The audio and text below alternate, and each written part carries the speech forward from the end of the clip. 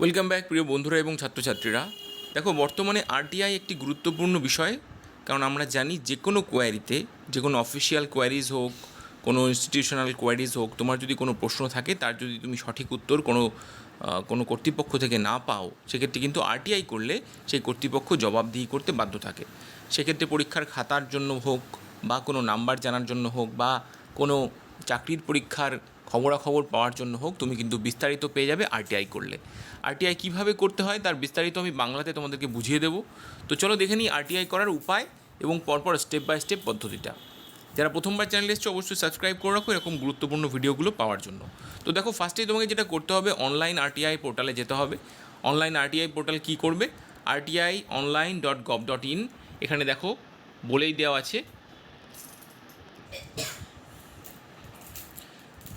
rti.online.gov.in এ তুমি যাওয়ার পর submitting an RTI application click on submit request option. সেখানে তোমাকে সাবমিট রিকোয়েস্ট অপশান তোমাকে পাবে, সেটাতে তোমাকে ক্লিক করতে হবে। এরপর কি করতে হবে, on clicking on submit request option guidelines for use of RTI online portal screen will be displayed. একটা গাইডলাইন পোর্টাল ডিসপ্লে করবে, আমি তোমাদেরকে দেখাবো সেটা একটু পরেই দেখাবো। This screen contents various guidelines for using RTI online portal. এখানে বিভিন্ন রকম গাইডলাইন দেওয়া থাকবে। Click on the check box and then click on submit button. Check বক্সে ক্লিক করার পর সাবমিট বাটনে প্রেস করতে হবে। The online RTI request form screen will be displayed. এরপর কী হবে, তুমি যেই ওই সাবমিট বাটনে মারবে, তোমাকে কিন্তু অনলাইনে আরটিআই করার যে অ্যাপ্লিকেশান ফর্ম সেটা ডিসপ্লে করবে স্ক্রিনের উপরে। তুমি মোবাইল থেকেই করতে পারো। দেন তোমায় কী করতে হবে, select ministry of department or department for which the applicant one two file an RTI form. Suppose তুমি এডুকেশন ডিপার্টমেন্টে করতে চাইছো, তাহলে এডুকেশন মিনিস্ট্রিকে সিলেক্ট করতে হবে।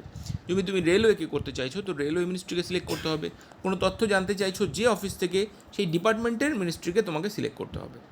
ডিপার্টমেন্ট আর মিনিস্ট্রি তোমাকে সিলেক্ট করার পর select ministry department apex body drop down, এটা সিলেক্ট করার পরে ড্রপ ডাউন করতে হবে। ড্রপ ডাউন মানে নিচের দিকে আসতে হবে।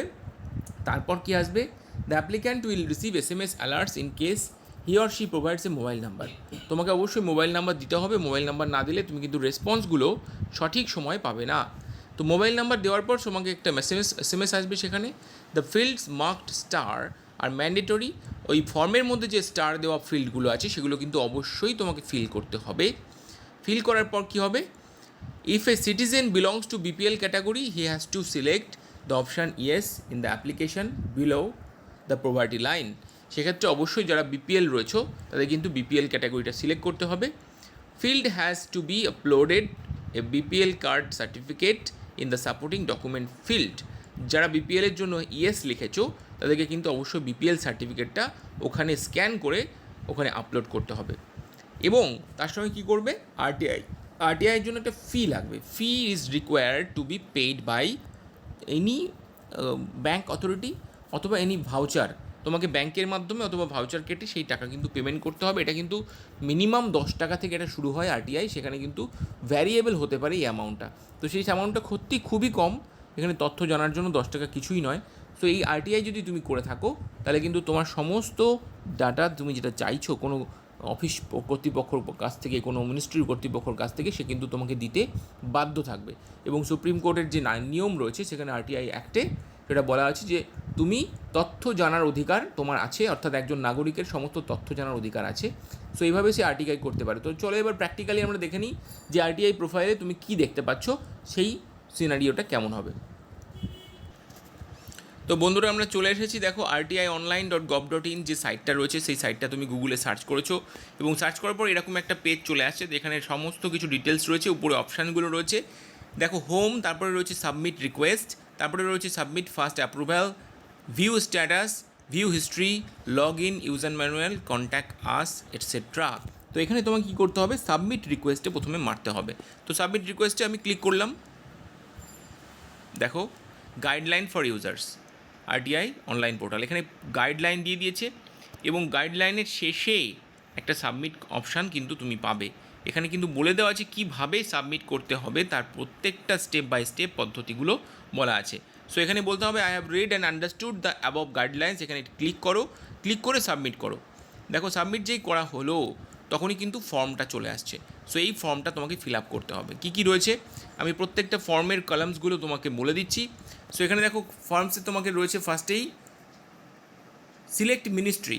তো সিলেক্ট মিনিস্ট্রি দেখো এখানে তীরচিহ্নটা তুমি যদি টাচ করো সেখানে সমস্ত রকম মিনিস্ট্রি এখানে চলে আসবে। Cabinet, controller and auditor, department of administrative performers, department of agriculture, এখানে সমস্ত ডিপার্টমেন্ট কিন্তু মেনশন করা রয়েছে। তো সেখান থেকে একটা তোমাকে মেনশন করতে হবে। সিলেক্ট পাবলিক অথরিটি, তো এই ডিপার্টমেন্টের আন্ডারে যে পাবলিক অথরিটিতে যেতে চাইছো সেখানে তোমাকে যেতে হবে এবং তারপরে স্টেপ বাই স্টেপ পরপর আসতে হবে। দেখো এখানে লিখেছে ইমেল আইডি, তোমার ইমেল আইডি দিতে হবে, মোবাইল নাম্বার দিতে হবে, তোমাকে আবার ইমেল আইডি দিতে হবে কনফার্মেশনের জন্য, নাম দিতে হবে, জেন্ডার দিতে হবে অর্থাৎ মেল ফিমেল দিতে হবে, কমপ্লিট পোস্টাল অ্যাড্রেস দিতে হবে। এখানে পোস্টাল অ্যাড্রেস ম্যান্ডেটরি, কারণ তোমার কাছে কিন্তু চিঠির মাধ্যমেও যোগাযোগ করতে পারে ডিপার্টমেন্টের তরফ থেকে। তারপরে দিতে হবে pincode, country, state, status, education status, phone number, citizenship, সমস্ত কিছু দেওয়ার পর দেখো এখানে রয়েছে is applicant below poverty line. যদি তুমি প্রভার্টি লাইন হও বিলো, তাহলে বিপিএল সিলেক্ট করলে তোমাকে কিন্তু সেই সাপোর্টে একটা ডকুমেন্ট এখানে স্ক্যান করে দিতে হবে, সেটা মোবাইল থেকেই সম্ভব। সো পুরোটাই মোবাইল থেকে দিতে পারো। এবং text for RTI request application, যদি তুমি নিজে কিছু লিখতে চাও সেটা এখানে লিখতে পারো, সেই টেক্সটটা রয়েছে।